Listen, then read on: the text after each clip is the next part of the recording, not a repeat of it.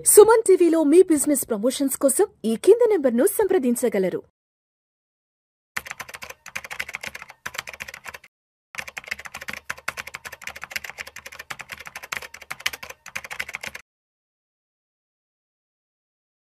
నమస్తే హర్ష. నమస్తే sir. Welcome to Vishnu talks and welcome to market weekend outlook. Thank you. So Harsha, ఇవాళ 10th October Friday market ఎక్కడ close అయిందో చూద్దాం. నిఫ్టీ విషయానికి వస్తే 103 పాయింట్ల లాభంతో 25,285 వద్ద క్లోజ్ అయింది. సెన్సెక్స్ విషయానికి వస్తే 328 పాయింట్ల లాభంతో 82,500 వద్ద క్లోజ్ అయింది. సో మొత్తానికి అక్టోబర్ 1వ తారీఖు నుంచి అక్టోబర్ 10వ తారీఖు అంటే ఆల్మోస్ట్ 10 రోజుల్లో ఒక 6 to 7 సెషన్స్ మార్కెట్లు చాలా పాజిటివ్గా నడిచాయి. సో మొత్తానికి ఈ 10 రోజులు మార్కెట్లు పాజిటివ్గా నడవడానికి ఎటువంటి అంశాలు దోహదపడ్డాయి అంటారు? అసలు ఎటువంటి అంశాలు డ్రైవ్ చేశాయి పాజిటివ్గా వెళ్ళడానికి? Sure sir. So last month September mid second half చూసుకున్నట్లయితే సెప్టెంబర్ 18th నుంచి 30th వరకు ఆల్మోస్ట్ ఒక 8 to 9 సెషన్స్ కంటిన్యూస్గా ఎవ్రీడే మార్కెట్ పడుతూ వచ్చింది. అక్టోబర్ స్టార్ట్ అయినప్పటి నుంచి మళ్ళీ ఆ ట్రెండ్ రివర్స్ అయ్యి ఒక 7-8 సెషన్స్లో మీరు అన్నట్టుగా మొన్న వెన్స్డే తప్పితే మిగతా ప్రతిరోజు గ్రీన్గానే ఎండ్ అయింది మార్కెట్. అక్టోబర్లో మనకి ఇప్పుడు లాస్ట్ 1 వీక్లో ఏం జరిగింది అని చూస్తే ఎస్పెషలీ మన Q2 అర్నింగ్ సీజన్ ఏదైతే ఉందో కంపెనీస్కి, వాళ్ళకి ఇప్పుడు కంపెనీ ఫస్ట్ క్వార్టర్ అనేది ఏప్రిల్, మే, జూన్ ఆ 3 నెలలు ఉంటాయి. సెకండ్ క్వార్టర్ అనేది July, August, September. Second quarter end అయిపోయింది కనుక ఆ క్వార్టర్లో వాళ్ళ బిజినెస్ ఎలా జరిగిందన్న దానికి రిజల్ట్స్ ఈ మంత్ స్టార్ట్ అవుతాయండి. ప్రతి క్వార్టర్ ఆ తర్వాత క్వార్టర్లో 15 to 45 డేస్లో రిజల్ట్స్ ఇవ్వడం అనేది SEBI regulation. So Q2 results మన ఈ లాస్ట్ 3 monthsలో జరిగిన Q2 కంపెనీ లాభాలు ఏమవుతున్నాయి ఆ రిజల్ట్స్ ఇప్పుడు మొన్నటి నుంచి స్టార్ట్ అయ్యాయి. అందరూ కూడా ఒక 3-4 క్వార్టర్స్ గత 3-4 క్వార్టర్స్గా కంపెనీస్ అన్ని అంత లాభాలు ఏం చూపించట్లేదు. అంటే ఆశించినంత మంచి లాభాలు అయితే రావట్లేదు. మార్కెట్ కొంచెం డౌన్లో ఉండడం వల్ల పెద్ద ఎకనామిక్ యాక్టివిటీ కూడా అంత స్ట్రాంగ్గా లేదు. మార్కెట్లో డిమాండ్ అంత కనిపించలేదు, కన్జంప్షన్ అంత కనిపించలేదు. అందువలన ఒక 3-4 క్వార్టర్స్గా మన స్టాక్ మార్కెట్ కూడా పెద్ద పర్ఫామ్ చేయలేదు. అయితే ఇదే టైంలో మీరు గవర్నమెంట్ కూడా ఈ కన్జంప్షన్ బూస్ట్ చేయాలని చెప్పి చాలా రకరకాల మెజర్స్ తీసుకొచ్చారు. జిఎస్టీ కట్ చేశారు, ట్యాక్స్ కట్స్ తీసుకొచ్చారు, ఆర్బీఐ రెపో కట్ చేసింది, సిస్టంలో లిక్విడిటీ ఇంజెక్ట్ చేసింది. ఇవన్నిటి వల్ల ఈ లాస్ట్ 4 క్వార్టర్స్లో ఏదైతే అర్నింగ్స్ స్లో అయిపోయాయో అది ఇప్పుడు ఈ క్వార్టర్తో ఫైనల్గా ఒక ఎండ్కి వచ్చింది. నెక్స్ట్ క్వార్టర్ నుంచి మళ్ళీ అర్నింగ్స్ పికప్ అవుతాయన్న ధైర్యంతో మార్కెట్లో ఉన్న ఇన్వెస్టర్స్ అందరూ కూడా వేచి చూస్తున్నారండి. సో వాళ్ళందరికీ వాళ్ళు ఎదురు చూసే అర్నింగ్స్ ఇంప్రూవ్మెంట్కి ఫస్ట్ అర్లీ సిగ్నల్స్ ఇచ్చేది ఈ Q2 రిజల్ట్స్ అనమాట. సో Q2 రిజల్ట్స్ ఇప్పటి వరకు వచ్చిన రిజల్ట్స్ మీరు చూసుకుంటే ఫస్ట్ బ్యాంక్స్ అని వాళ్ళ ప్రొవిజనల్ రిజల్ట్స్ ఇచ్చారు. దాంట్లో ఎకానమీలో కన్సంప్షన్ పికప్ అవుతుంది అన్న దానికి మెయిన్ ఇండికేటర్ వచ్చింది. అది ఏంటంటే క్రెడిట్ గ్రోత్ పెరగడం. అంటే ఇప్పుడు ఒకవేళ మార్కెట్లో సమాజంలో ఉండే వాళ్ళందరూ వాళ్ళ కన్సంప్షన్ ఎక్కువ డబ్బులతో కొనడం, వస్తువులు కొనడం అన్ని చేయాలంటే ఫస్ట్ లోన్స్ అవసరం. ఎప్పుడైతే మనుషులందరూ లోన్స్ ఎక్కువ తీసుకుంటున్నారంటే అప్పుడు మన economy okay, next business activity పెరుగుతోందని చెప్పి కంపెనీస్ కూడా లోన్స్ తీసుకొని కొత్త క్యాపెక్స్ చేసి వాళ్ళు ఎక్కువ ప్రోడక్ట్స్ మార్కెట్లోకి తీసుకురావడం అనేది చేస్తారు. సో ఇవన్నీ స్టార్ట్ అవ్వాలంటే ఫస్ట్ మీరు చెక్ చేసుకోవాల్సింది ఏంటంటే బ్యాంక్ లోన్స్ పెరుగుతున్నాయా లేదా అని. బ్యాంక్ క్రెడిట్ గ్రోత్ ఒక 3-4 క్వార్టర్స్గా చాలా మ్యూటెడ్గా ఉండింది. ఈ క్వార్టర్లో ఫస్ట్ టైం కొంచెం పెరుగుతున్నట్టు అర్లీ సిగ్నల్స్ అయితే వస్తున్నాయి.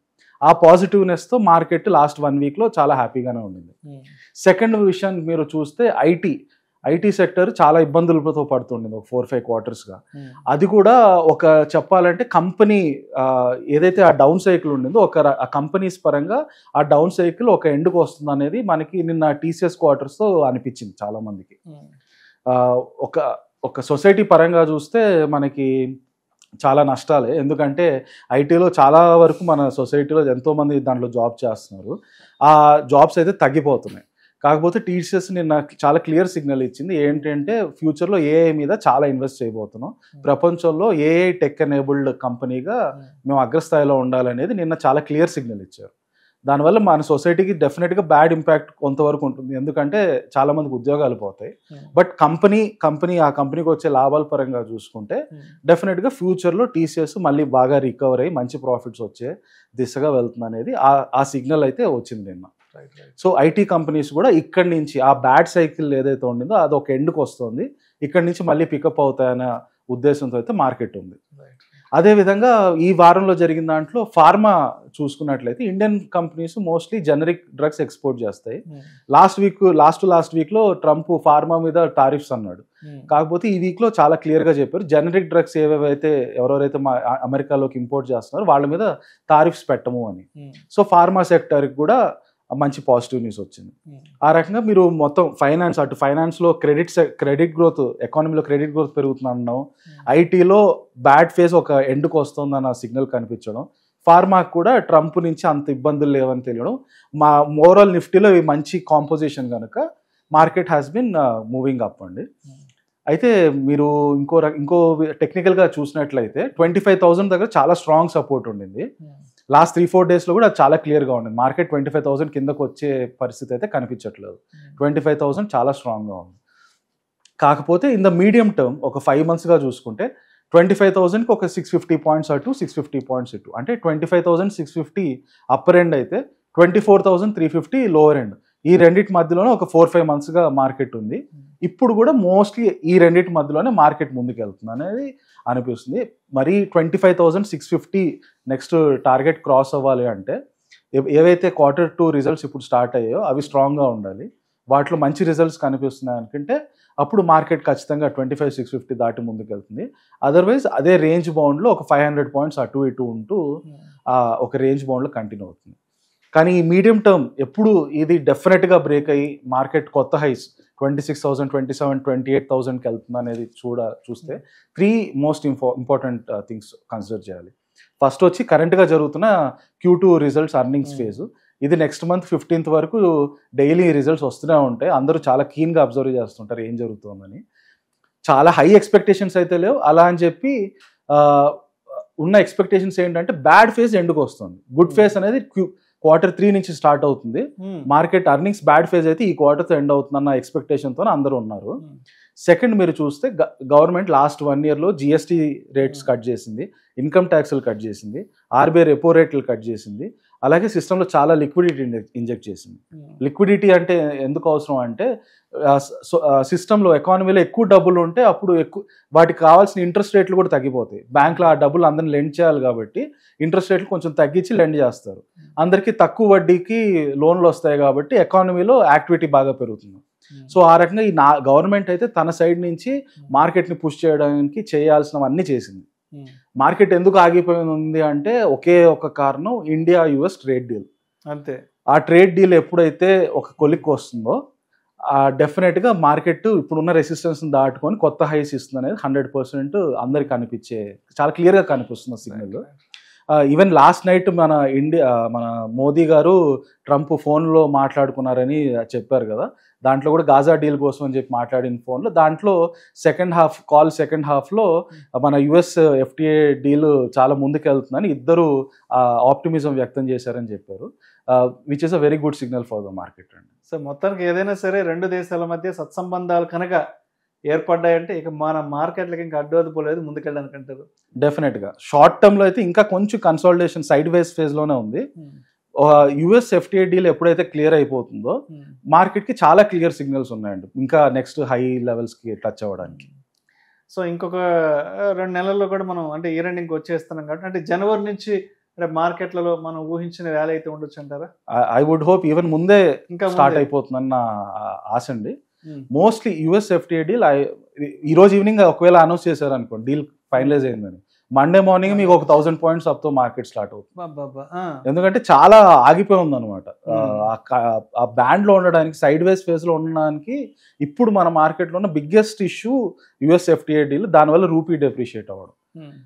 ఈ ఇష్యూ ఎప్పుడైతే కొంచెం సార్ట్ అవుట్ అవుతుందో, ఎందుకంటే మార్కెట్ నెక్స్ట్ లెవెల్కి వెళ్ళడానికి మనం చేయాల్సిన కృషి అంతా ఆల్రెడీ చేసి పెట్టారు. GST రేట్ కట్స్ చేశారు.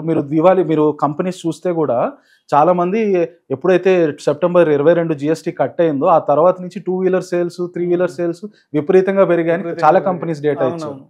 సో మార్కెట్ ఎకానమీ అయితే మంచి ఊపు అందుకోవడానికి రెడీగా ఉంది. ఆపి పెడుతుంది స్పీడ్ బ్రేకర్ ఓన్లీ ఆ యుఎస్ ఎఫ్టీడీ. ఎప్పుడైతే ఆ స్పీడ్ బ్రేకర్ దాటేస్తారో మళ్ళీ హై స్పీడ్ లో ముందుకు వెళ్ళడానికి చాలా క్లియర్ సిగ్నల్స్. సో హర్ష, మరి అంటే ఇప్పుడున్న మార్కెట్ ర్యాలీని దృష్టిలో ఉంచుకుని, ఇప్పుడున్న మార్కెట్ సినారియోని దృష్టిలో ఉంచుకుంటే ప్రస్తుతానికి ఏ సెక్టార్స్ బాగా ఫేవర్గా ఉన్నాయంటారు అసలు, అంటే మన రాడార్లో పెట్టుకోవడానికి? కరెక్ట్ అండి. ఇప్పుడు ఎకానమీ, ఇందాక నేను చెప్పినట్టు ఎకానమీ బాగా గ్రో అవ్వాలంటే అన్నిటికంటే ముందు ఉండాల్సింది క్రెడిట్. క్రెడిట్ అంటే బ్యాంక్స్ నుంచి రావాల్సిన క్రెడిట్. అది ఇక్కడ మన ఇండియాలో బ్యాంక్స్ కంటే కూడా ఎన్బిఎఫ్సిస్ రోల్ చాలా కీలకం. కన్సంప్షన్ సెక్టర్లో ఎవరైనా సరే వెహికల్ లోన్స్, మనం టీవీలు కొనేటప్పుడు ఈఎంఐలు, మీ క్రెడిట్ కార్డులతో ఏవైతే ఈఎంఐలు ఇవన్నీ తీసుకుంటారో ఇవన్నీ కూడా ఎక్కువ శాతం ఎన్బిఎఫ్సిస్ చాలా ఫోకస్డ్గా ఆడుతున్నటువంటి గేమ్. కనుక రాబోయే కాలంలో మా ఎకానమీ పికప్ అవ్వాలంటే ముందు క్రెడిట్ పికప్ అవ్వాలి. కనుక ఎన్బిఎఫ్సిస్ మీద ఖచ్చితంగా ఒక స్ట్రాంగ్గా చూస్తూ ఉండాలి. అలాగే కన్సంప్షన్ రిలేటెడ్ కంపెనీస్ ఏవేవైతే ఉంటాయో కన్స్యూమర్ డ్యూరబుల్స్లో కనుక మీరు చూసినట్లయితే, I don't want to give exact company పేర్లు అండి, బట్ ఆ సెక్టర్స్ ఏ సెక్టర్స్ పికప్ మోడ్లోకి వస్తున్నాయనేది చూస్తున్నట్లయితే మీరు ఆటో సెక్టర్స్ కానీ ఈ కన్సంప్షన్ రిలేటెడ్గా కన్స్యూమర్ డ్యూరబుల్స్ రిలేటెడ్గా ఉన్న సెక్టర్స్ అన్నీ కూడా మళ్ళీ ముందు పికప్ చేసుకుంటే అనేది డెఫినెట్గా పికప్ చేసుకోవడం అనేది మాత్రం చూస్తారు. Thank you so much Harsha. Thank you sir.